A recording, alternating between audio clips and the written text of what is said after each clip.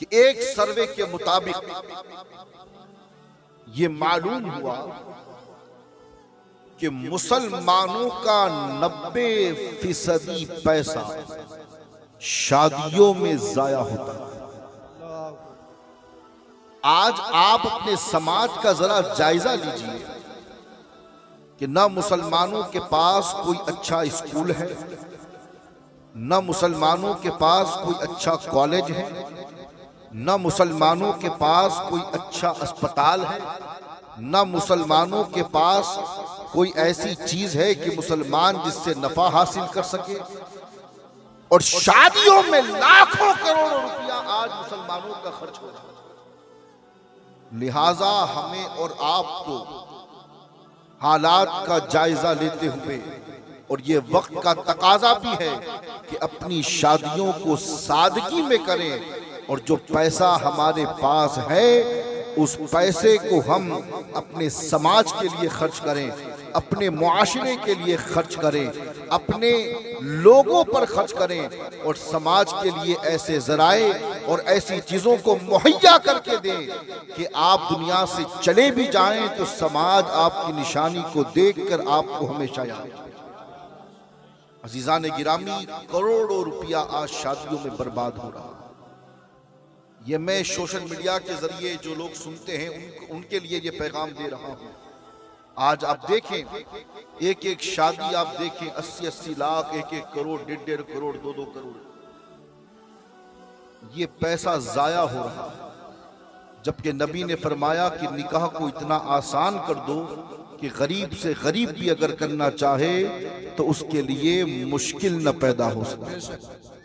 आज कई स्टेट ऐसे भी हैं जहां इन्हीं महंगाइयों की वजह से आज अच्छी खासी तरबियत याफ्ता काबिल बच्चियां बैठी हैं जिनकी उम्र 35-35, 40-40 साल।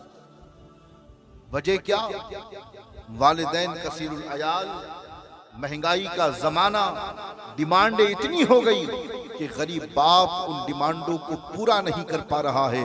बेटियां घर में बैठी हैं, तन्हाई में आंसू बहा रही हैं। इसका जिम्मेदार कोई और नहीं है, हम ही उसके जिम्मेदार हैं, क्योंकि हमने ऐसी ऐसी चीजों को हमारे समाज में राइज कर रखा है कि वो चीजें माँ बाप के कंधों पर दिन ब दिन बोझ बनती चली जा रही।